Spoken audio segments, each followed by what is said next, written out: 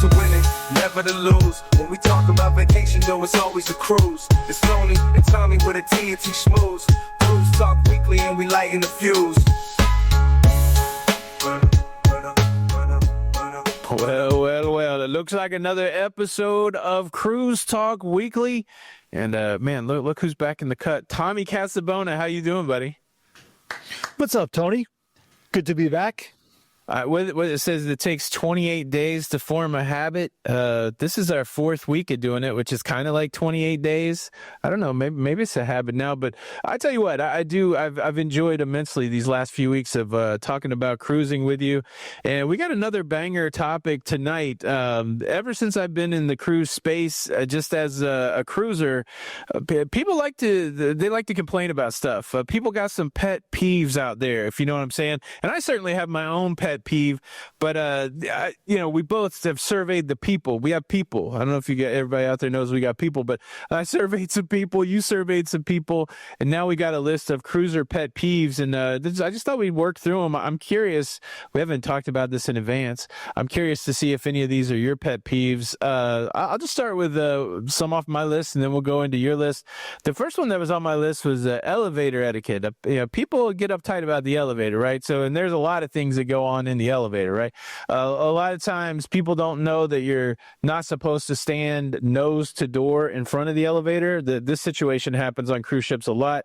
You're on a crowded elevator and you're just ready to get off of it. The door's open, and as soon as you go to walk out, there's somebody right there in your face because they're standing, right at the door. That's one thing. Cut in line for an elevator, cut in line in front of people in wheelchairs for an elevator, pushing all of the buttons, farting in the elevator. There's all kinds of elevator issues. Do you find yourself getting uptight about elevator stuff, or have you seen any of these elevator issues? Yeah, I can't deny the fact that I get a little impatient sometimes. So the elevator is sort of like the hurry up and wait portion of the ship, right? All those things you mentioned are so valid. There's two that you didn't mention that, Tony, I'm ready to crash out when these things happen. Les, one of them is that the people who don't know that you're supposed to let the people off the elevator before you get on to the elevator. I mean, that's just a flow thing, right? That has to make sense, right? Yeah. And then this one's worse. Okay, go ahead. I'm sorry. No, I was going to say there's nothing worse than, obviously I don't advocate any kind of physical interaction, in a aggressive way on a cruise ship, but No. Do you think it's okay to drop the shoulder and put somebody down that's not, getting out of your way as you're getting on the elevator? It's maybe a bridge too far. Yeah, they're a little too far, like you said. When you talk about, verbal actions having consequences, like, you know what I'm saying? Like you're not in the comment section. If you're going to say something to somebody, you have to be prepared that if you get beat up, that beating didn't fall out of the sky, right? Exactly. So you don't look to get physical unless you have to. Yeah. Unless just now. You don't have to. So how about don't? But the other one that probably drives me a little bit more nuts is, and no offense, if you are a able-bodied person, the one floor elevator, specifically down, up, you get a pass. But one floor down, I'm not into it. Go ahead. I don't know if we have the boxing. I don't know why I feel like fighting tonight, but I completely disagree with this take. I just want to say that when you're on vacation, there are no rules that say you have to take the stairs. I mean, you're on vacation. Why? I get the whole able-bodied thing, but if you're willing to wait for an elevator for one floor up or one floor down, I think you should be able to do that judgment-free. Because, look, I'll say it. I paid my money, and I'm on vacation. I'm not climbing stairs on the vacation. Now, I will, because I'm impatient, I will walk down a flight of stairs. I'm not saying I'm one of those people that won't take a flight of stairs up or down, but I'm going to advocate for those who won't and say that it's, I don't know. I just take offense at it because, if I'm on vacation, I shouldn't have to walk stairs. It's not like I'm in school anymore. All right, Tony, you're a little feisty tonight. So what I'm going to do is step aside, and I'm definitely going to not push back on this. We're just going to add this to the. What do you got? You got religion, you got politics, you got cruise elevators. Let's just leave it at that. I'm there. I just think, no, seriously, absolutely. You're absolutely right. The elevators are there for a reason if you want to, but I will absolutely, maybe if I'm in a rush, maybe I tend to get a little bit more emotional about this topic, but I do believe, I feel strongly that if you can walk, I mean, you're basically just moving your feet, right? Just drop down, and then it saves so much time for everybody else, but Look, I think people in general are super judgmental, but cruisers are also, because to this whole point, I'll take an elevator up one floor, down a floor, but I'll also make eye contact with somebody else on the elevator. If somebody gets on and just does the one floor deal, everybody shares a look in the elevator. So, all of a sudden you're at the bottom. You're on the main deck, and you need to go up to your cabin on deck 11, and you got to go up 6 decks. And now somebody gets on with you, and they're pushing the button just to go up one deck. And so as that person's getting off, you're making eye contact with the other person that has to go up to the Lido or something, like, really, did they just go up one deck for real? And but if I'm the one that's going up one deck, I'll be like, what are you looking at? I got to go. Oh, so you'll feign outrage. Yeah. That's the beautiful thing about cruising. It's the funniest thing as we go through all of these pet peeves. There's going to be something on this list that the person that's a pet peeve of, they do something that's a pet peeve of someone. Nobody's immune to the ire and the judgment of other cruisers. And I guess it's probably fair to disclaim it a little bit. I'm not really that uptight on vacation. It may sound like I'm uptight on vacation, but I'm observational. I'm happy as a pig in poo to be on a cruise ship, and there's really nothing that anybody else can do that really harshes my mellow, as I guess Pauly Shore used to say 30 years ago. That's a nice reference, right? Nothing really harshes my mellow. So, but it's more observational. It's more like when I get home and I think, these are some interesting things. You know what? Now I'm feeling a little convicted. Maybe I'll take the flight of stairs the next time, Tommy. You may have changed the kid's life tonight. I don't know. This is what it's all about, Tony. You know what I mean? We all give a little. We take a little, and we're all learning, and we're better for having done so. I believe so. This one, maybe we can completely 100% concur on. The door slammer.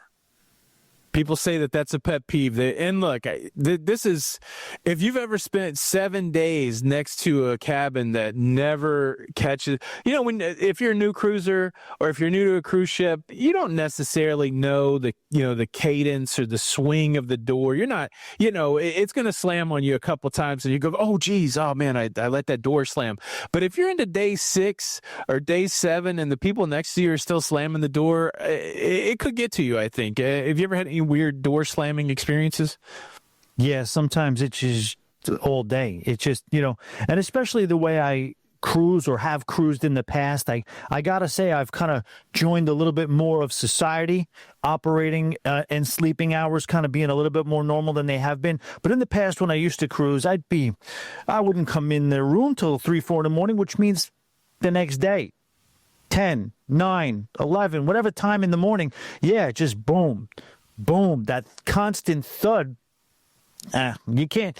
That's a tough one. That's a tough one because, like you said, you don't know the first day, but then you have to have that, I guess, internal clock that has you kind of grab it and kind of lessen the blow a little bit. But as you just acknowledged, some people never do that. Yeah, I definitely get people being upset.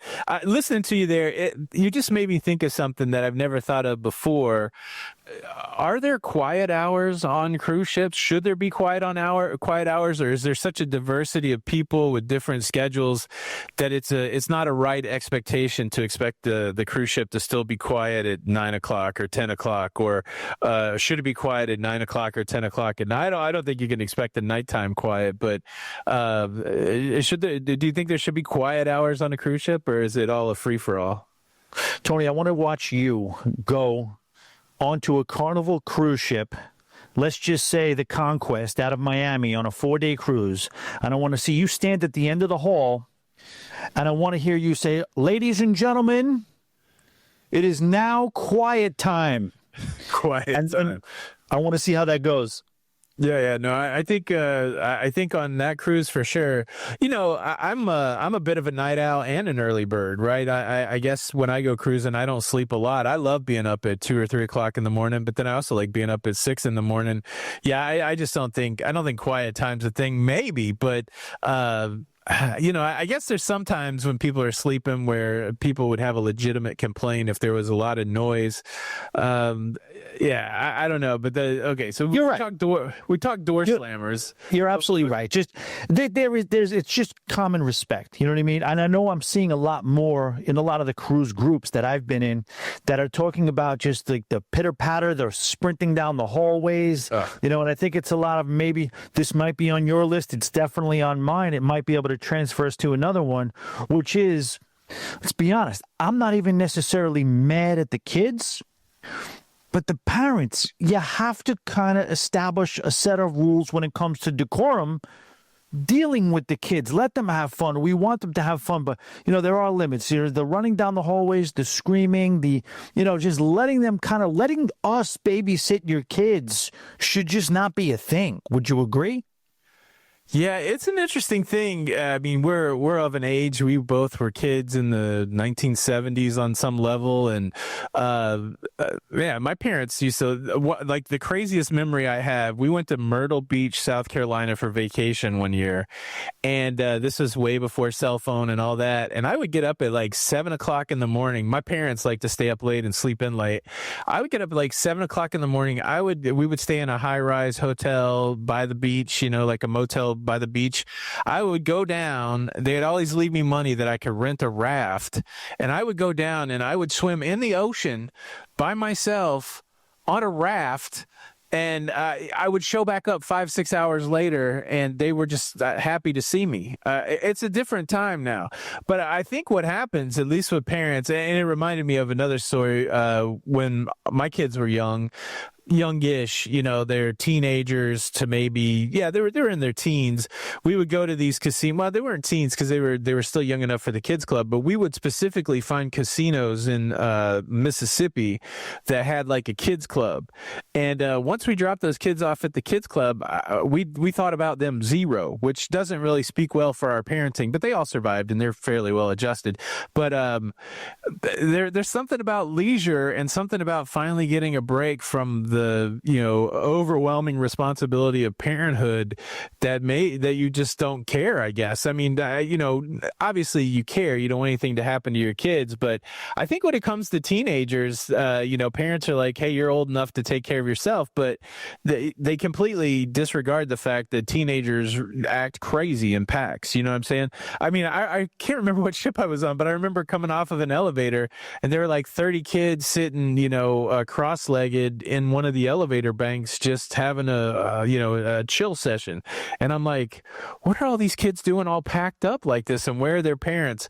Kids running up and down the hall, I do think there should be some sort of accountability on the parent side, but I really don't know how that would happen on a cruise ship. It's tough. I didn't even have this on the list, and you just triggered out of me what exactly is my probably number one cruise pet peeve that I didn't even have written down, and that is people, children or adults, because they all do it, who sit on the stairs or in any way, shape, or form in any kind of segue area where it's supposed to be for a flow of foot traffic. Get up, get off the stairs. Well, I wanted to, I didn't want to beleaguer the point earlier, but one of the reasons I don't usually go up a flight of stairs or go down a flight of stairs is because often I run into these obstacles. And look, I don't want to fall down a flight of stairs because I've tripped on somebody that's obstructing the stairs. So, I mean, look, I guess that is the truth that's now revealed, that it's not because of a laziness that I don't want to go up or down a flight of stairs. It's really for the safety of children. That's the hill I'm dying on. He came clean, ladies and gentlemen. We all appreciate that, Tony. Yeah, I tell you what, stopping in the middle of a thoroughfare, stopping, sitting on the stairs, any place where somebody is so oblivious to the fact that they're in a crowd of people. I think this is the biggest challenge, I think, and it may be for people that are new to cruising. They're bringing their individual vacation style to a communal activity. And until they can adjust to the fact that they're in a crowd of people in the public spaces, I think a lot of these pet peeves probably boil down to that, just a lack of recognition that they're now participating in a community of people on vacation. I agree. I totally agree. All right, so we talked about unsupervised kids. Man, this is a big one that was repeated a lot with the people I surveyed. People treating the staff poorly. And I've seen this. What do you think? Do you think, somebody, I heard, there's anecdotal stuff saying that, like, a captain threw somebody off a ship for yelling at a crew member. I don't know that I've ever seen that happen, but should that be what happens if somebody is, or is there ever a time where you should be rude to a crew member? No, you shouldn't. And I knew you asked that question rhetorically, but the answer is that I hate to be the get off my lawn back in my day guy, but I feel like in the beginning of cruising, when people seem to, not in the beginning of cruising, beginning of my cruising career, which is a decade ago, when it was more towards people who really liked cruising versus now when it's opened up to the mass market and, any Johnny come lately will get on a ship to see what it's like. Back in the day, you got impeccable service from the staff. And that was because we knew how to treat the staff. And you know what? Even in my wildest days of cruising, you still show respect to the crew, the people who are serving you all day. It's not even a question. Now, what I'm getting at is I think we all suffer with the fact that nowadays you have people who are rude to the staff. Because if the staff is just taking on rude guests left and right, you're in a scenario now where management will only kind of hit them so far when it comes to disciplining them for giving us lackluster or maybe in some cases attitude-laden service. You know what I mean? Like, it's got to be a push-pull. They treated us like royalty because we used to treat them well. Now we have people not knowing how to act on cruise ships. So senior management or wherever, they're going to look the other way when you don't get the most bright-eyed and bubbly of crew members. Now, it's affecting us or as guests disrespecting or treating crew members poorly are making it bad for the overall state of service across all of cruising. I firmly believe that. Yeah, I think it's a fair evaluation. The thing that's interesting to me is, if you think about it in its context, these are people that live on the cruise ship and they, work 7 days a week, some obscene amount of hours. And it's always debated whether it's a good job or a bad job for them. I contend that it's a good job, better than the opportunities that they have at home, because who would do that? Like, who would do that for years on end if that was not the scenario? But I think the thing that customers forget sometimes is you're there for a week. They're there for 6 months, living with their managers and living with each other. And certainly, I believe that managers will go to bat and they'll try to correct poor service and stuff like that. But to your point, I think there is a lot of leeway because, they're more family than the Johnny come lately, 7-day cruiser, that kind of thing. And, it's a weird thing because I know people that, if they pay even a little bit of money to do, it's an interesting idea that because I paid for something, I have the leeway to be a horrible person. Now, I reject that idea. I mean, because again, you're dealing with human beings, but there's people that I know and the people that I've seen that are like, yeah, look, I paid $2,000, $3,000, $500, whatever you paid to be on the cruise. And because I laid out that money, I should be treated like a royalty. And, I just don't think that's a fair expectation. I've never run into a crew that didn't try to do the job. I'm sure you've run into people who had bad days or something like that. But yeah, I think it's a challenge because I think every once in a while, you're going to have people that are so entitled because they paid for something that they think, they should have everything. I don't like it when people talk poorly to the staff at all. The other thing is, I waited tables for, 5-6 years in a nice restaurant in Nashville. And it always bothered me, people that would look through you. I'm sure you've had that experience in your work in the bar and restaurant business, where it's just the weirdest thing that because you're bringing somebody dinner, bringing somebody a drink, all of a sudden you become less than. And I still get frustrated when I see that happen on cruise ships. It's we all just have we all have jobs, we all have different jobs, that kind of thing. And just because somebody's the person making your bed or bringing you dinner, I just hate that people look through those kind of people. And you see it sometimes on a cruise ship. 100%. And I just think I always look at the crew. I think you're dealing with kind of like in thirds. You know what I mean? 33.3% are doing a pretty good job, doing what they're supposed to do, answering the bell, giving good quality service.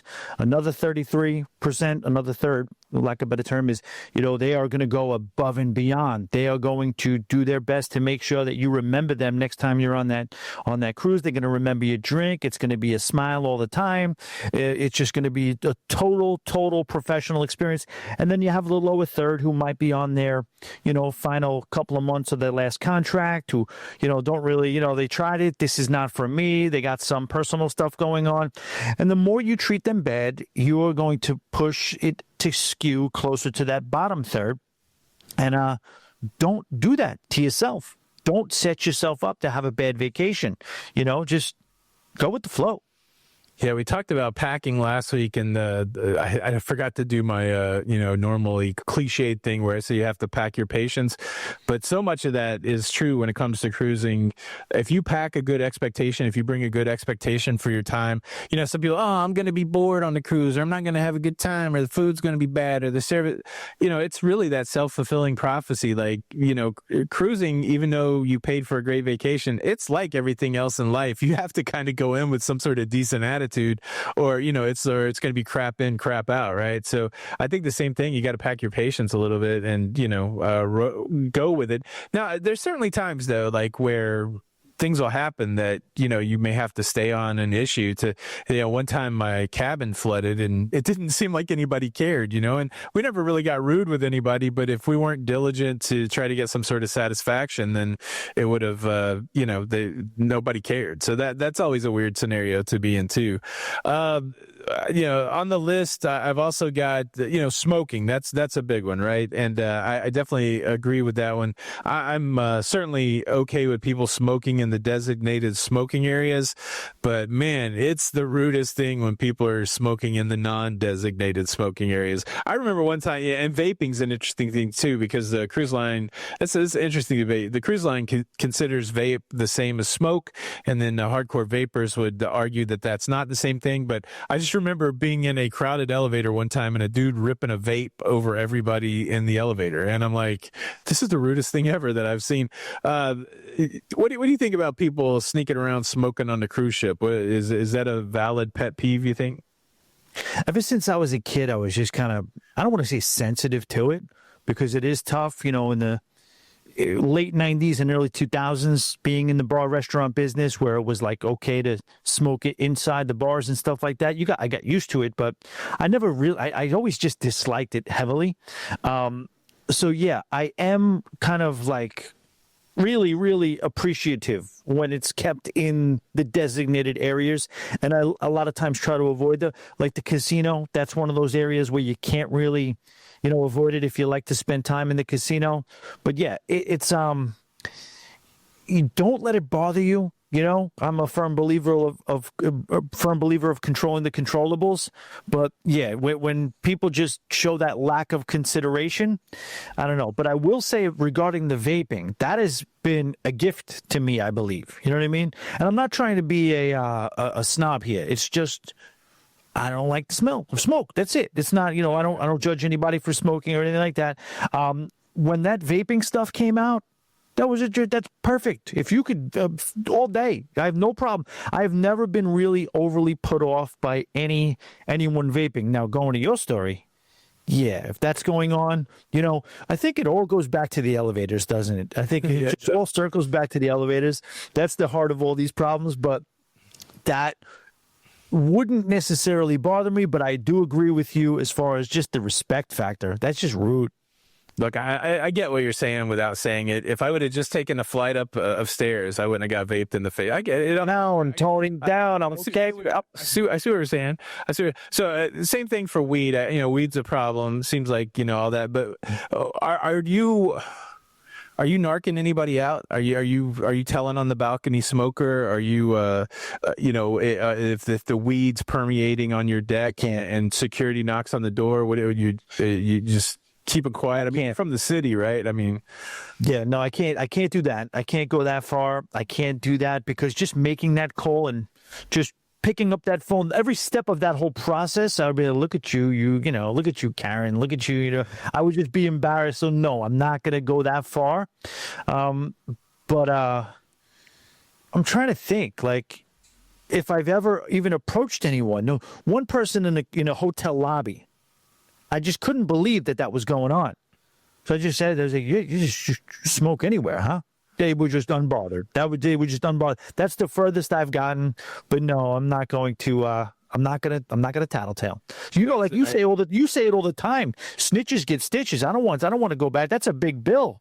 Snitches get stitches, but at the same time, there is a dilemma that plays out on cruise ships, and there's evidence that suggests that snitching's the way to go. Maybe it changes when it becomes an aggressive situation, but okay, you see somebody acting up, they're drunk, they're belligerent. You got a couple options. You can, everybody says, hey, look, it's my right to say whatever I want to say, and that I should be able to, and I agree, you should be able to. But like you said, this ain't the comment section, and sometimes you're going to shoot your mouth off and somebody's going to get into it with you. So like in that situation, I feel like you got to tell, the drunk person that's disrupting the show and the main theater, instead of confronting that person, I think you have to tell somebody, or you don't say anything and you just make videos about it. But that's kind of what I do. But it's a tough one, man. But I don't think, if every day, again, say your neighbor's smoking on the balcony every day, and every day you can't open your balcony because your room's going to smell like smoke and you're averse to smoke. Man, I don't know. At some point, maybe you do. Maybe I would make. Yeah, that's different. Yeah, maybe I would make a call. No, if it is going directly into your room, nobody else. But I will say, usually with the shows and people acting out of pocket on the cruise ship in general, this and that, I do believe that the universe does have a way of taking care of things. And even though if I'm not going to, I'll encourage, like you say, like you on the elevator, I'll encourage. But if I see a person who's giving a little bit of Karen energy, I'll look at her. Are you going to let this happen? Are you going to allow for? You're going to stand for this? You're going to do what you're supposed to do. And then she gets that fast walk down to the manager's office, and things start happening for us. Yeah. I guess snitch by proxy. Yeah, you don't necessarily. Yeah, that's funny. I got a few more on the list here. Poorly organized lines, especially on disembarkation or to get on a tender. Somebody brought that up. I've witnessed that. I tell you what, there's nothing worse for me on disembarkation day. I love to walk off, right? Like when the cruise is over, I'm not dilly-dallying. I got my bag. I want to be one of the first people off. And some cruise lines organize that, leave the ship very well, and some of them don't. And it almost becomes like a Lord of the Flies or a Hunger Games scenario, especially if they let the line go by one of the main elevators where people can just step off the elevator and cut the line. I have seen some chaos on disembarkation day because of a disorganized line. I hate lines on the cruise ship. Have you ever had some bad line situations? Hate lines in general. Hate them. With all of it's one of the things I hate most. If you listen to my show, you've heard me say that. And which is if you're talking about that horrible day that we all, just despise, the disembarkation day, I absolutely very often try to just be one of those first people, like a Band-Aid. I try to get up as early as possible, get off the ship, get through customs, and just, sometimes I use, if it's an 8-day cruise, I use day 7 as like a little bit of a re-entry day, get some rest, get up at a decent hour, and get off that cruise ship so as to not have to deal with any of the aforementioned lines. Yeah. I'll just hit some high level ones here. We can rapid fire speakerphone conversations, kids in the hot tub, seat savers, food wasters, bare hand food grabbers. All of that stuff happens on cruise ships. And again, I feel like I got to disclaim it again. These are all kind of outlier events. You might see one person out of a couple thousand get into some of this stuff, but it is fun to talk about. Any of those a burr in your saddle, as it were? Yeah, but like you say, you just have to find a way to just not let it wreck your trip. Everything is it's all annoying. How about the people who are just walking, across the promenade or walking through the buffet and just literally have just turned their brains off and they have no regard for what type of space they're occupying on their ship, and then you just have to kind of stop short or walk around them, this and that. I mean, all of that stuff is rough. Or what do I have? I also have. I guess, yeah. So you're talking about a lot of interpassengerial things that go on that they're doing that the other guests might do. Some of the stuff that, pet peeves also could be what the cruise line does too. Okay. Some of the things that bother me that traditionally that cruise lines kind of struggle with. And you might feel this or not. This is getting a little specific. And I didn't want to go through a lot of the run of the mill ones, but how about sometimes the chaotic experience trying to get involved in a karaoke situation? I know you like karaoke and you're not always able to. You want to sing a song, but you also don't want to have to line up 15 minutes before the event and be able to get your song in there and then maybe wait 48 minutes into it. There should be a little bit more space for you to casually enjoy the karaoke, right? Yeah, and lounge singer Larry, if he's getting to sing 3 songs before I get a slot, that is a poorly run karaoke. I mean, karaoke had a heyday where you could go to a bar almost, 5 or 6 bars in a town, and they would have a karaoke VJ there, and that's a real art form. Like being able to manage the line and not show favoritism, that's the worst. Because sometimes you'll get locked in these karaoke's on a cruise ship where it's the same 5 people and it's the same 4 kids, and you're like, oh, I just want to get a song. They're like, oh, it's closed, line closed. I'm like, what? The line just opened. What are you talking about? No, I think that's a good one. Poorly ran karaoke will. I do love singing a karaoke. I'm very excited. We're doing a group cruise next month, and one of the things we're doing is a private karaoke party. You would dig that. That's awesome. So you said lounge singer Larry. Yeah. He probably knows Ballad Only Barry. Ballad Only Barry. And what would be a guy that only sings country songs? Curtis Country Crooner? Maybe. I got to say, Tony, we're going off topic here, but you absolutely brought down the house with The Dance by Garth Brooks on the group cruise. That was phenomenal. I think there was the standing O. I'm not sure. Could be. It could be. It's so fun. The problem is I'm wired a little bit for that kind of, affirmation. So it doesn't take much to get me to stand up and sing something. I have also pet peeves that I have towards cruise lines or cruise ships or whatever. Venue availability, whether it's I get it. You can clearly see all the times that certain venues are open. Comes to mind Shaq's Big Chicken, Guy's Burger. But a lot of times you really have to know when these things are available, certain bars that you like to sit at. You'll kind of, belly up to a bar, order an old-fashioned, sit down, enjoy the view. You like what's going on. You like what you see. Maybe you see somebody, you meet somebody, you're talking to somebody. Next thing you know, all right, we're closing. 5 minutes. You want a Guy's Burger. There's like whatever the window is that they make Guy's Burger available on the newer Carnival cruise ships. They definitely got to widen that because at no time, including an hour before they're open, is there not a full-on quadruple snake of a line going around. So just, I know you can't have everything, every battle station manned at all times, but some of the more popular venues need to, I would say, open up the window of their availability. No, I agree that there's the like one that comes to mind is the I think on Carnival ships they still do the Mongolian walk, where it's basically they'll do a hibachi for you, and it's never long enough. It's never long enough, and there's never enough availability. The other thing I'll pile onto that pet peeve is I want some of the technology that they're using in these apps to help me understand better what's open. I'm trying to think. There's a cruise line that does it really well. It may be Princess, where you just push a button and it'll tell you where you can eat right now and what's open.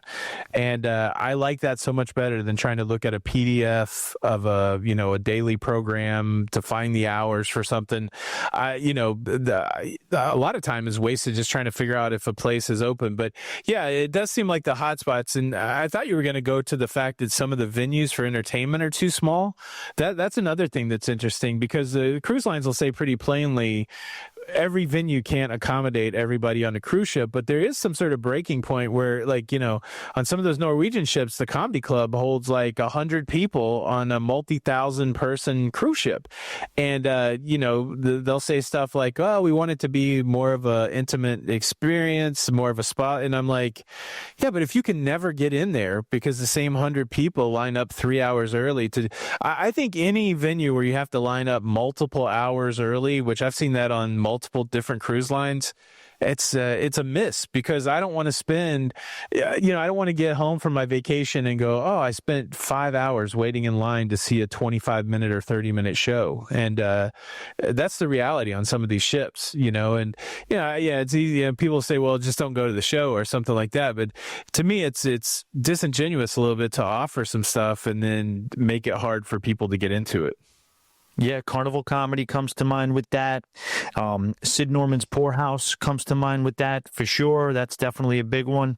I agree 100%. Piano bar sometimes, which is wild. Piano bar fun, definitely. It's a tough one to get into sometimes. Like you said, they make so much of the thing where you can't miss this show. We got the best comedian. This guy, you can't miss this dueling piano show. You got to get there. Well, do the math on the capacity of the venue. Okay, you're going to do another show. Double it. Still a fraction of the amount of people that you are promoting to when it comes to this particular event. I got what I was in. Just I don't know how much time you want to spend on any of these, but just rounding it out, 3 of them that I also have are, I do believe that late night food on cruise ships is a lost art. It used to be a ceremony, from what I hear. Used to be like a midnight buffet used to open up, and they used to have a photo session, a photography session of the beautiful late night buffet before you were allowed to get your hands on it. That was just celebrated thing, late night buffet.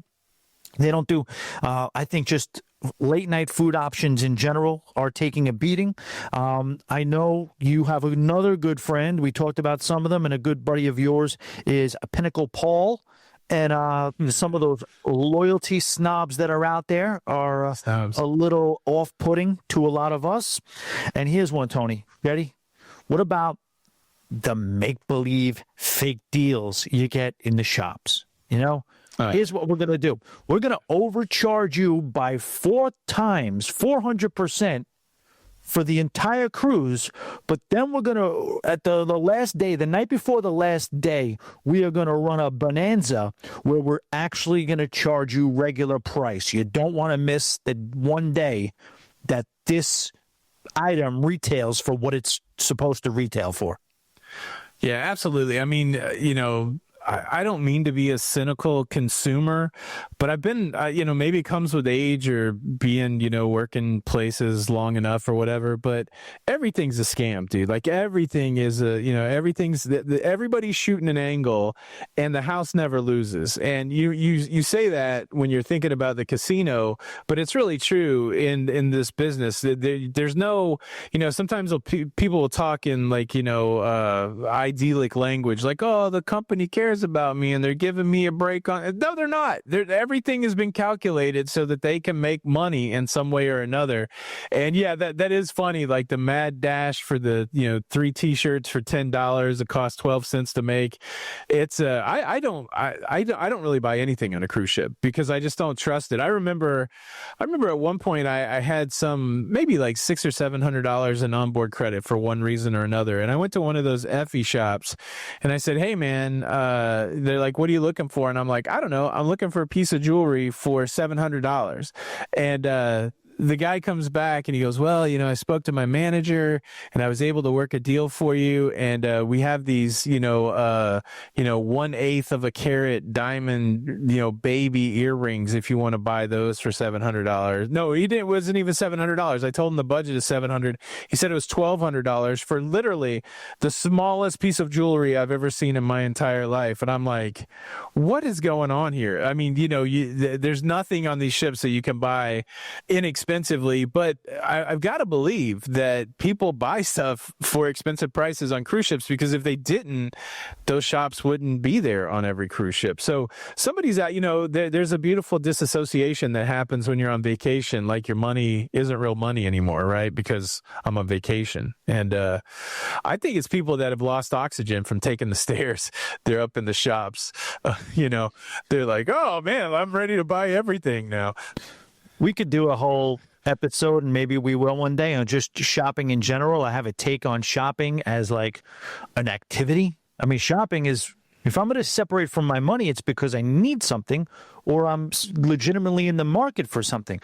The fact that there is actually a well-attended seminar on how to enjoy a shopping experience is crazy for me. But again, I know I'm in the minority. I'm not trying to get in trouble by saying that. But yeah, I just, that's to me. And I like the watches. If I buy a watch on a cruise, it's because honestly, when I get off the ship and I look at that watch, I'm thinking about my cruise. That's kind of what that is. But what about you? What's your stance on gold by the foot or inch or whatever it is? How do they do that? Look, I don't have any chains and I don't have a bracelet, and I would like to have both. And I get motivated on every cruise. I think I'm okay with it. I've asked several people, is this a legit thing to spend money on? And they're like, yeah, that'll be a fine chain.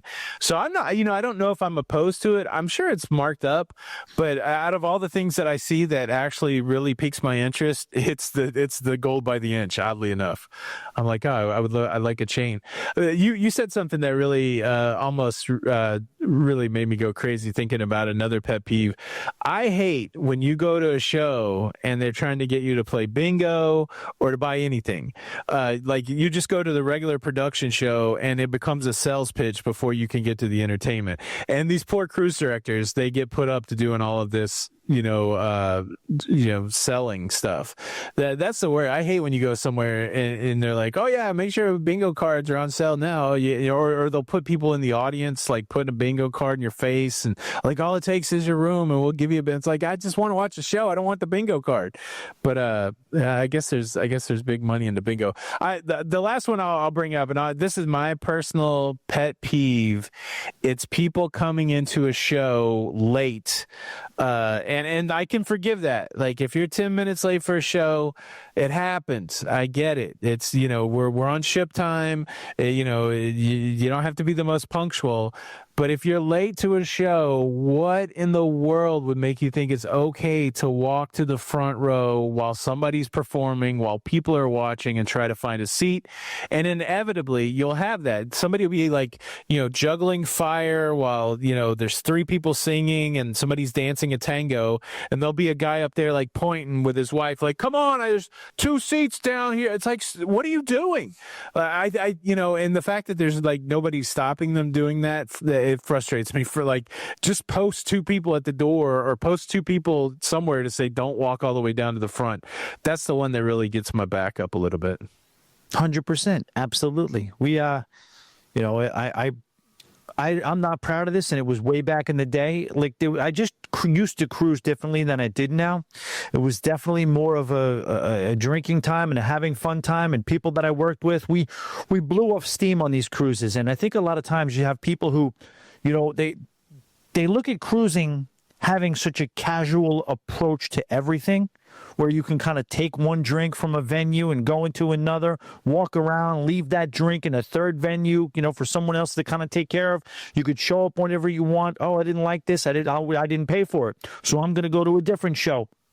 I think people just take a little bit too much of a creative license when they do that. And like I did one day, me and a friend who I was cruising with, we used to cruise with a bunch of people that we used to, work in the bars and restaurants with, and we drank through the day and we drank through the dinner, and then we were still in a hot tub and we were still in our swimming attire, and we basically, the picture you painted, it was us showing up literally in wet bathing attire and towels to the 7:30 p.m. show. This was not received well, and looking back in hindsight, I understand. I get it. I've learned the error in my ways. Yeah, and again, at the end of the day, I think you gotta, and not everybody's like that, like super graceful, but that's the approach I take. Like, it might be frustrating if somebody comes into the show late, it might be disruptive, but we're all basically on vacation. So, I mean, what are you going to do? As long as nobody's hurting anybody, that's the thing. But yeah, interesting. If you're out there listening, or if you're watching this on video, if you got some pet peeves, leave a comment, or if you want to, leave a comment about it. I don't know how you'd leave a comment on the audio, but if you're watching the video, leave a comment. We've done 44 minutes on pet peeves, and we could probably do another 44 minutes on pet peeves. But let's take a little swing around some of the current events in cruising. I don't know. So, Carnival, a couple months ago, I don't remember the exact date, they make this big announcement that they're going to be doing away with the VIFP loyalty program. And this is the thing that people have really, been married into.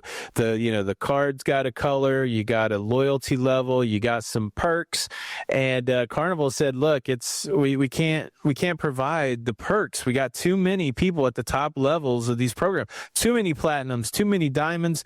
And so what we're going to do is we're going to have a rewards program coming out next year. And this is the cool catch. Instead of you getting your loyalty based on the amount of days that you sell, we're going to evaluate your loyalty based on how much money you give us. And that went over like a lead balloon. There was like a couple contentious days where it seemed like they were holding the line, like, this is what we're going to do, and this is what we have to do, and that's just the way it's going to be. And then about 2 days later, they went, whoa, maybe it'll change, that kind of thing. Well, the first change has come. So the news came out earlier this week and one of the biggest pushbacks on the original program was that your loyalty level could expire. If you spent 20 years becoming a diamond cruiser, which means you had to have 200 days sailed with Carnival, if you put in all the time to get 200 days to become diamond, they were just going to say, well, okay, you're not that anymore if you don't spend enough money. And that hurt a lot of people's feelings.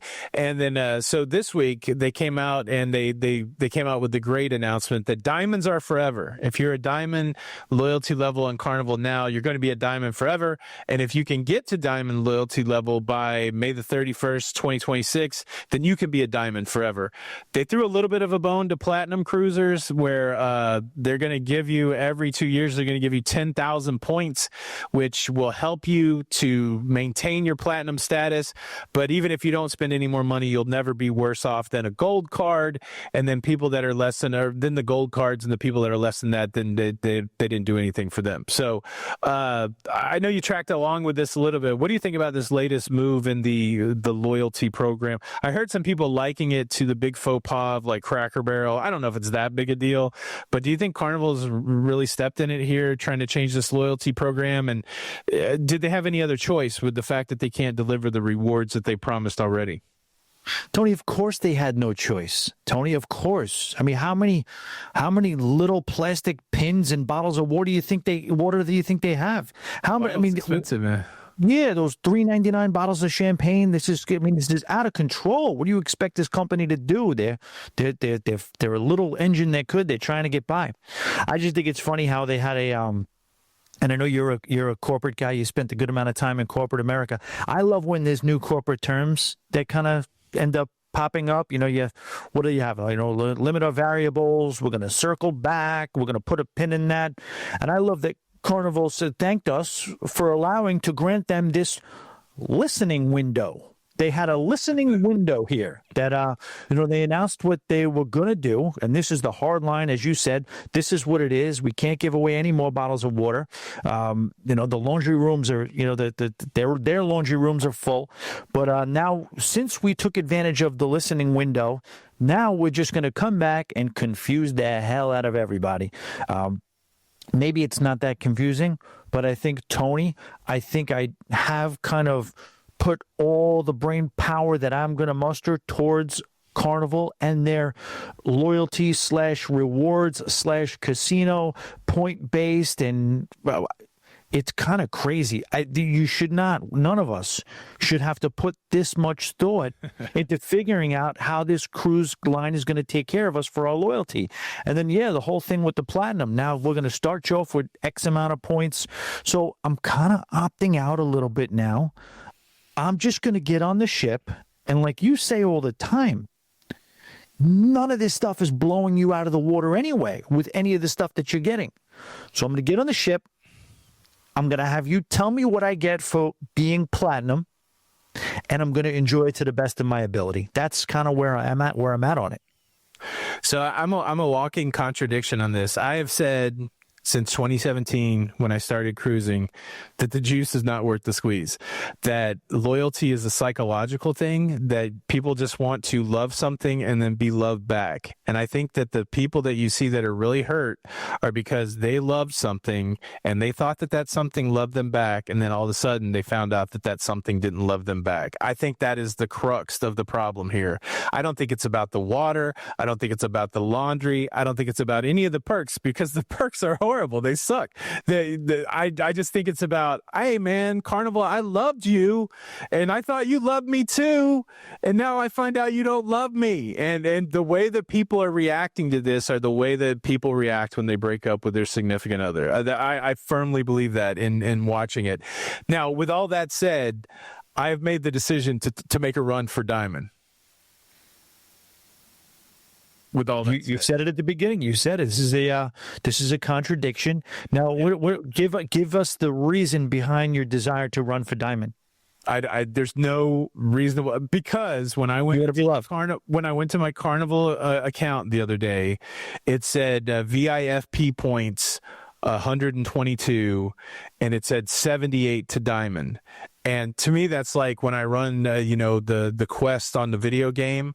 Now it's up there, and so I needed to. And so now I've got 6 months. Now the other thing that they did that's interesting is in my casino offers, they put a new casino offer called Level Up. And they're going to give you 3 times the VIFP points for that sailing. So instead of 1 point for 1 day of sailing, you're going to get 3 points. You can use that offer twice. I had 2 of those offers, and Jenny B had 2 of those offers. So this week, after we both looked at our VIFP numbers and I saw that I only had 78 to go, we booked 4 Carnival cruises for next year on those level up things. So we booked 25 days worth of sailings in January and February, which will give me 75 of the 78 points that I need. Then I booked a cruise today that leaves on Monday to get me 4 points. I'm going to get it. I'm making a run at Diamond, and I don't even know what you get. I don't even care.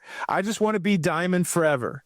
I'm not even going to get anything, but I'm just going to be able to be like, look, I'm Diamond.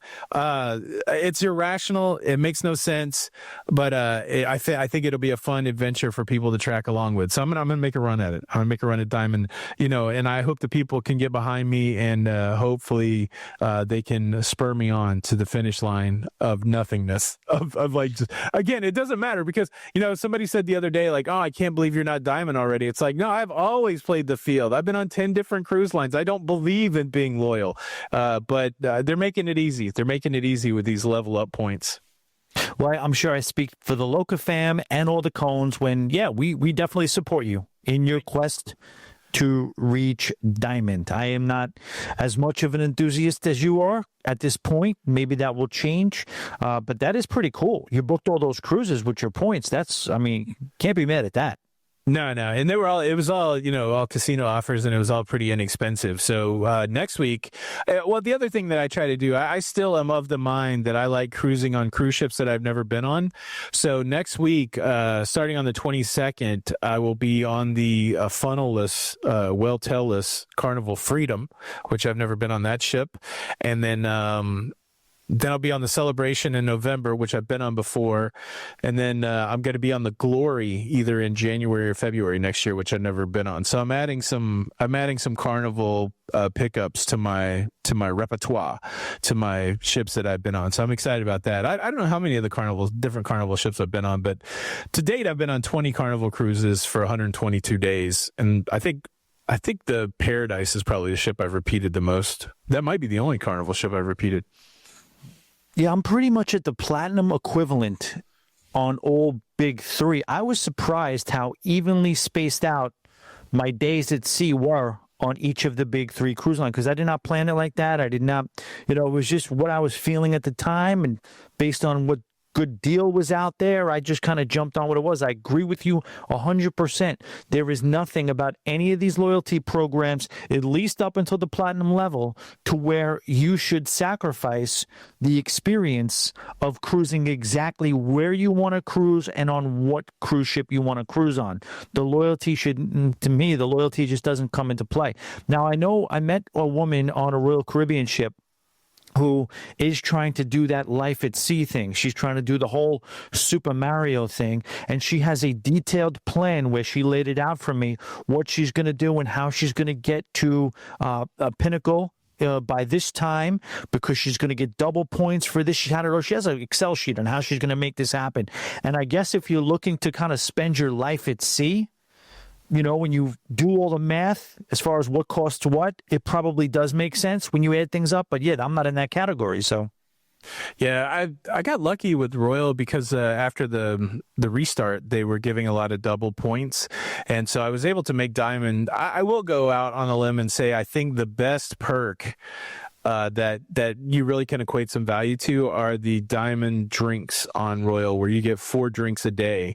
Because you got to think, if you get 4 alcoholic beverages, what are that, $12 to $15 each? So let's just call it $15. So that's $60 a day times a 7-day cruise, which is what, $420. So to me, that's some real value. But haggling over a $15 bag of laundry or a $4 bottle of water, I don't think it makes sense.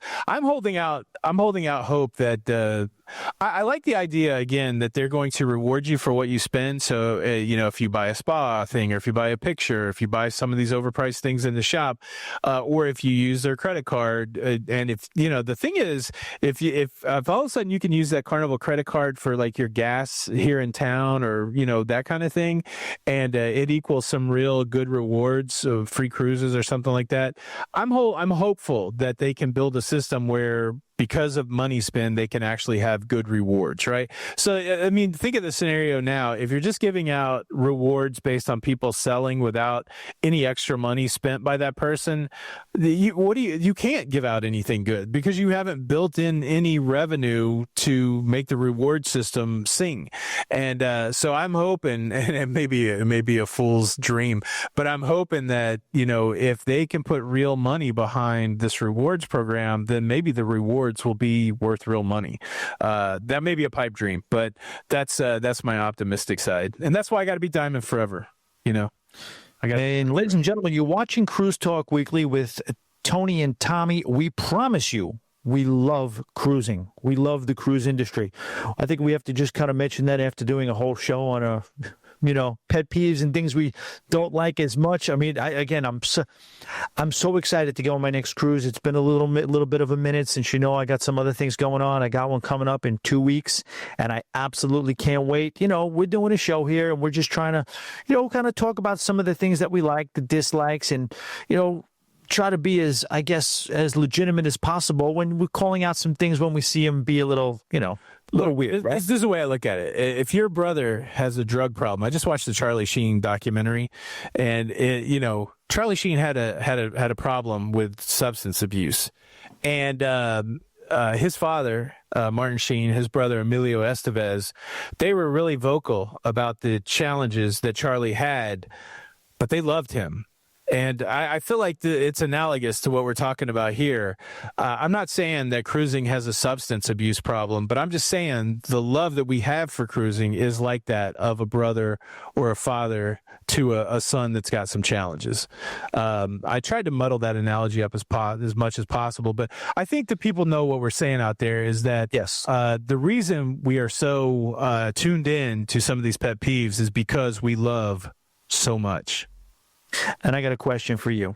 If you have an inside cabin on the Carnival Legend, cruising in July, 7 days, Eastern Caribbean, you can pick either Martin Sheen, Charlie Sheen, or Emilio Estevez as your cabin mate.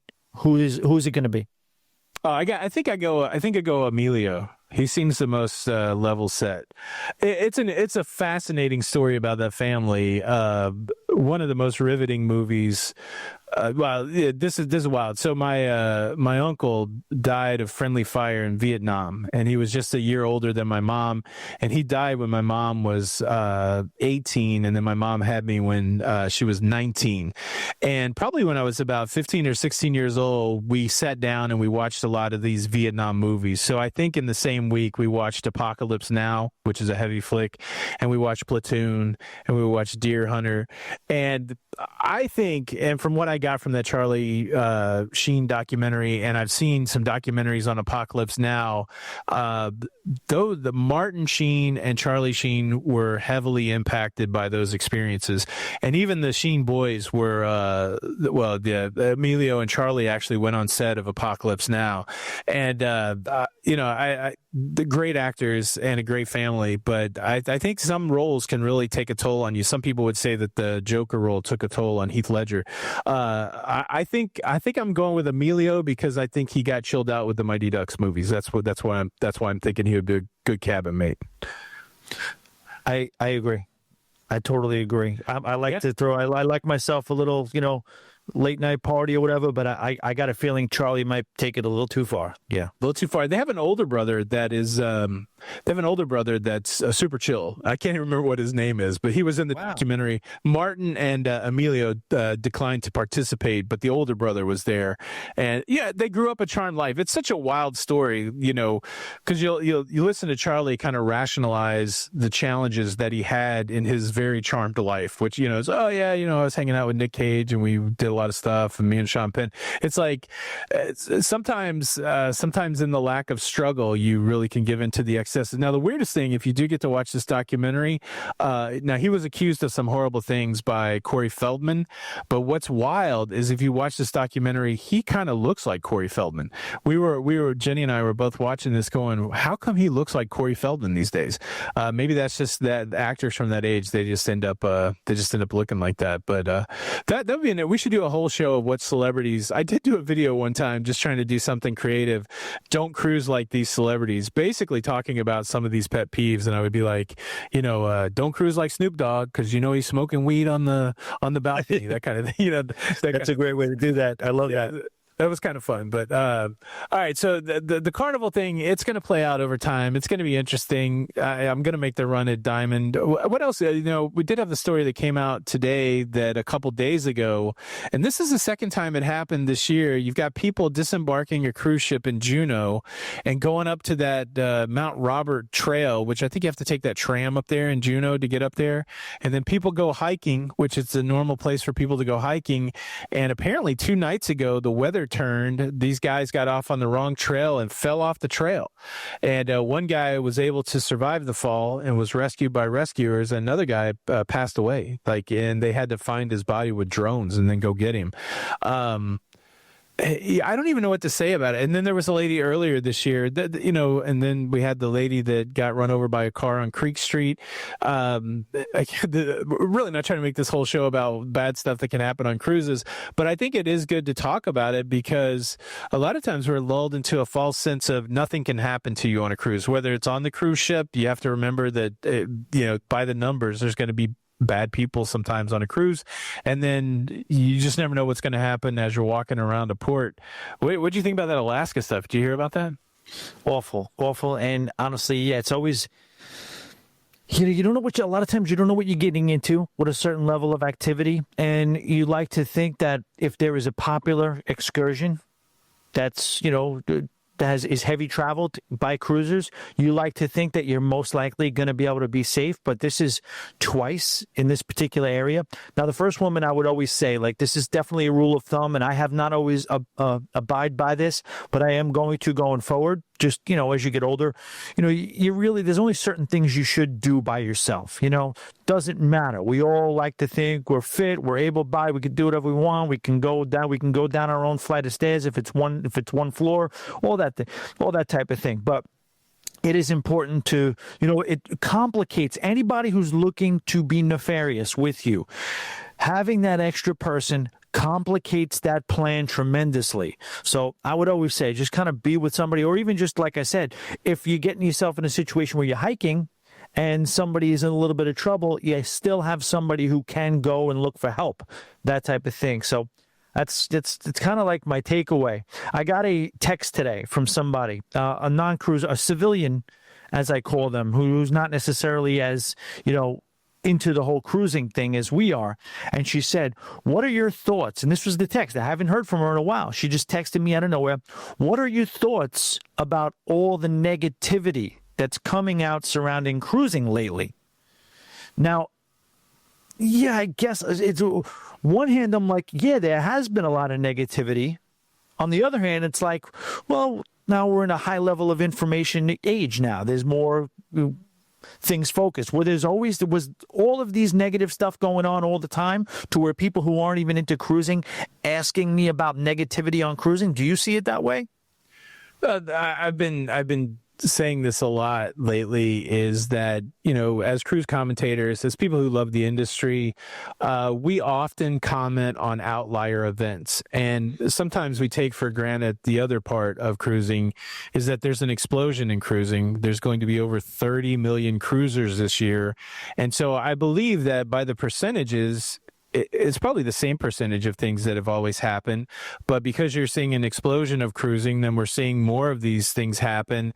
But compared to the overall amount of people that cruise, these are outlier events. I mean, I just beat that drum over and over. This is not normative when it comes to cruising. I've been on 70 cruises almost. I've never seen a fight. You know what I'm saying? I think only once have I had a medical emergency. Only once have I had like a weird overboard situation. These are non-normative events that get a lot of attention because they're salacious. They're interesting. They're, anytime something happens in almost any aspect of life that's beyond the norm, we're curious about it. It's the way human beings are wired. And so, again, I think we said it a couple of shows back, if I tell somebody that, hey, these are outlier events and it's not normal and so many positive things happen in cruising, and they still come back and they go, well, I don't know. And then I'm like, well, maybe it's not for you, because if you can't make that intellectual leap that, that these things are just out of the norm, then, maybe again, it goes back to that self-fulfilling thing. If you're nervous when you go on a cruise that something bad's going to happen, then sometimes some bad things could happen. But, again, it's all not normal stuff. It brings up an interesting conversation. Should you talk about it? Somebody's going to talk about it. So, does it do you any good to not talk about it? Or is it part of giving people what they want when it comes to cruise entertainment, that kind of thing, to talk about these outlier events? I've thought about it a lot. I mean, I've actually sat and thought about it a lot. I've gone through phases where I'm like, I'm only going to talk about puppy dogs and rainbows, right? Hey, we got a cruise ship that turned 20. Whoa, somebody finished their sea trials. Hey, how about this? Somebody got promoted. Nobody cares about that stuff. Honestly, it's the weirdest scenario. So if you're out there trying to entertain people and you're trying to put your spin on things that you find interesting, the subject matter often varies off into these outlier events. So, but yeah, how do you convince the person that's worried about cruising because all they've heard are these outlier events? I don't know. It's a great question. I like what you said just now as far as the microcosmic effect of it. It's just, extrapolate the number of people that are cruising now, and it's just just like any major city, if the population increases, a certain level of bad things are going to increase as well. And as we sit here right now, what would you guess? That's an interesting question. As of right now, you could make the argument that 250,000 people are on a cruise right now. Stuff's going to happen. Some stuff's going to happen right now. Well, if you think about it, if you think about like overboard incidents, I think last year it was between 20 and 30. I don't remember the exact number. And 30 million cruisers. So, I mean, I don't even know how small of a percentage that is. One's too many, right? Like, you have to say that, right? Don't I sound like noble? One's too many. But the reality is stuff like that happens, but not a lot. I mean, not a lot at all. Look, I do want to take a moment to be transparent. I said earlier I was being transparent when I said one of the reasons I don't take a stairs is because I'm afraid that people are going to be obstructing the stairs. And that wasn't necessarily true. The real reason that I don't take the stairs is because I'm afraid I could get jumped if I'm solo on the stairs. So I just had to say, I had to bring that out. That's the real truth. What this means right now, audience, is that Tony is getting closer with you. He's feeling closer with you because as the minutes and hours go on, he becomes more truthful, and the real answer comes out. There's a couple of my favorite things from corporate speak that I still use today on my wife sometimes. The other, or my kids when we're arguing, my favorite thing is you'd be in a big public meeting and people would start to have a disagreement, and then some senior leader in there, some wise fellow would be like, hey, look, we're not going to settle this here. Let's take this offline. So I'll do that with my kids sometimes. They'll be arguing about something, so we're not going to settle it. But then the other thing is there's a thing from Japanese management philosophy called an open kimono theory. And so you open up the kimono, you're vulnerable, you're authentic, your authentic self. So that's really what I'm saying. As I peel back the levels and the layers of why I don't take the stairs on vacation, I'm trying to get closer to an open kimono thing, but not in a make you want to call somebody kind of way, just more in a vulnerability kind of way. I don't know, Tony. It sounds like six of one and half dozen of the other. Could be. What else is going on in cruising this week? We've had a great show. We should talk about a cruise fight. You want to talk about a cruise fight? Yeah, we're bringing it back to, we started out with a little violence and we're going to end it up with violence, it seems like a little bit. It was violence, yes. Yeah. So this was the big story this week. Embarkation Day, one of the most. I used to say it a lot. It's a little better now, but the biggest stress times on cruising, there were three for me: Embarkation Day, the muster process, and Disembarkation Day.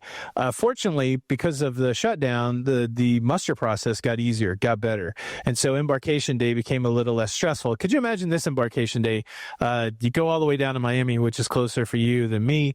You jump on one of the nicest cruise ships in the world, the Wonder of the Seas, one of the biggest cruise ships in the world. You start sailing out on your cruise, and then I think sometime in the evening you find out that you're going back to Miami. You don't even get 24 hours into the cruise. You're going back to Miami because apparently there has been a fight on the cruise ship, and people have to go to the hospital, and people have to get arrested. And anybody who doesn't know out there, and it's another side conversation, but so many people. This is the theory. So this happened on a Royal Caribbean ship, Royal Caribbean Wonder of the Seas.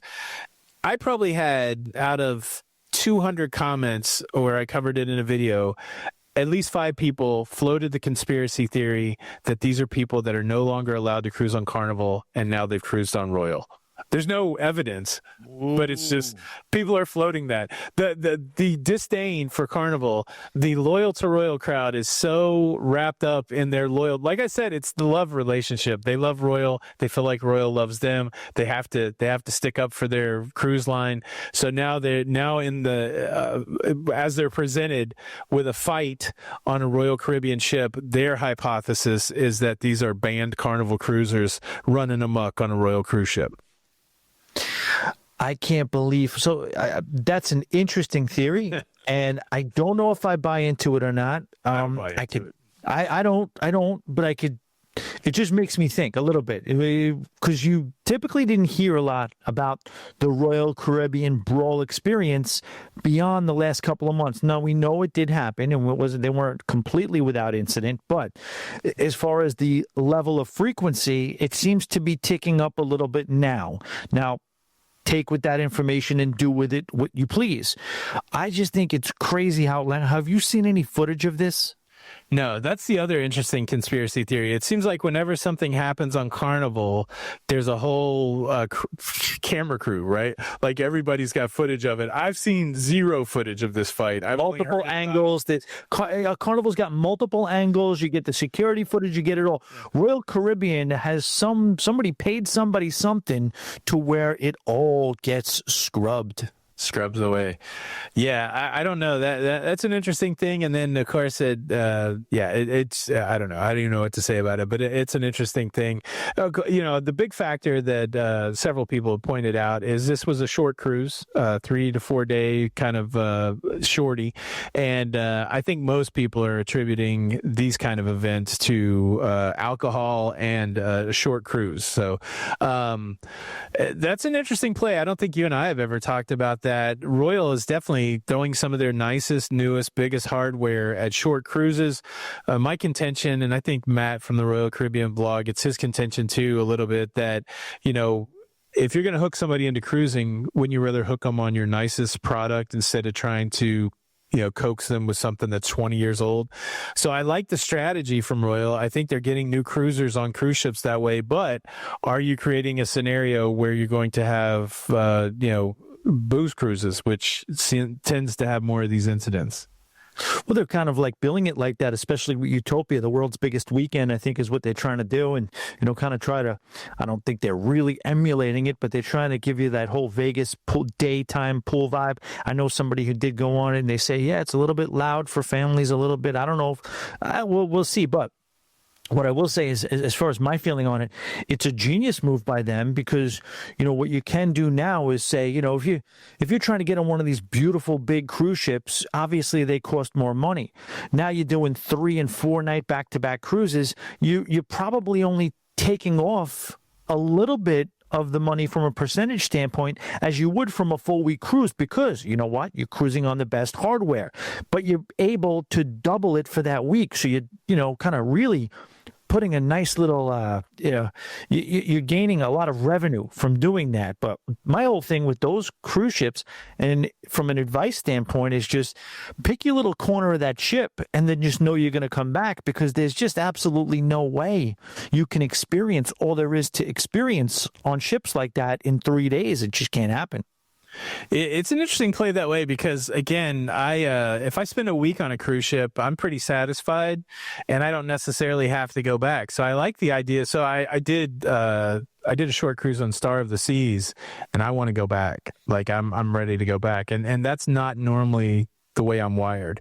I enjoyed that ship so much. I'm like, oh yeah, I'd like to go back for a week. So, it's interesting. I do believe you're correct in saying that we've seen a few more incidents on Royal of these altercations, but also to your point, they do a good job of keeping it under wraps. But again, outlier event. This is not normative when it comes to cruising. So I would say that if you went to a hockey game, you're more likely to see a fight than on a cruise ship. And so I wouldn't put too much stock in seeing some sort of fight on a cruise ship. But you might. But I don't think that's the normal thing. I haven't done numbers, but like when you talk about between the Oasis and Icon classes on Royal Caribbean, if you took that, the amount of inventory, the amount of berths you can put on those ships alone, I'd be interested in finding out what that would be, what percentage that would take up of just all the big 3 in general, or even the big 4 if you want to put MSC in there. So we're going back to what you said, microcosmically. When there's more people, there's more chances for problems, issues, tomfoolery, whatever you want to call it. And it's just a numbers game. So, yeah, I don't look at it. I just think it was bad, because Royal Caribbean does not like to have this stuff get out. And really the only reason that it got out, in my opinion, is the fact that they did have to turn back. Yeah. And they did have to come back. You're not going to hide that. That's going to be big time press when that happens. So it was a problem. Big fight. Yeah. And what are we fighting over on Embarkation Day? It's hard to say. Yeah, I think they definitely had to say something, because I think the first statements I saw were from like the police or from emergency response or something. I think some local government put out the hey, we had to treat some people, and then Royal definitely had to say something. Who knows? I mean, that's the other challenge that we have right now that maybe we didn't have before the pandemic or 10 years ago or whatever. There's definitely this sense of entitlement where people are emboldened to say whatever they're going to say. And, as we've talked math already today, you might run into the person that will push back against that. Like, why are there no fights on Princess? I think it's because nobody is likely to get into a physical altercation with you. I think you still have the same percentage of people that will shoot their mouth off. I just think you have a lower percentage of people that will react to that, I agree 100%.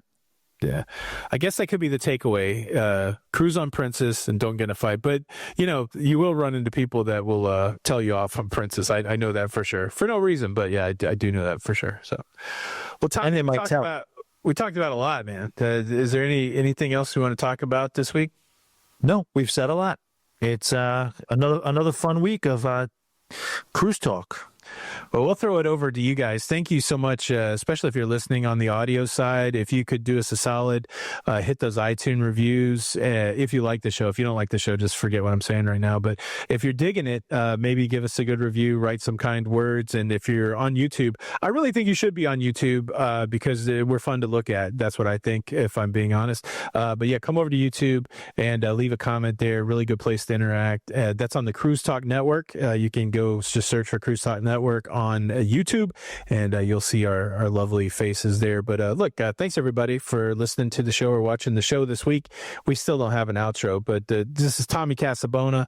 This is he's from the Always Be Booked Cruise podcast. That's the empire he's got over there. You're putting shows out weekly still, right? What's the cadence on the Always Be Booked Cruise podcast? Pretty much weekly, and we throw in an email show, we throw in a trial. Yeah, so basically weekly, but then there's some other one or two every once in a while also editing.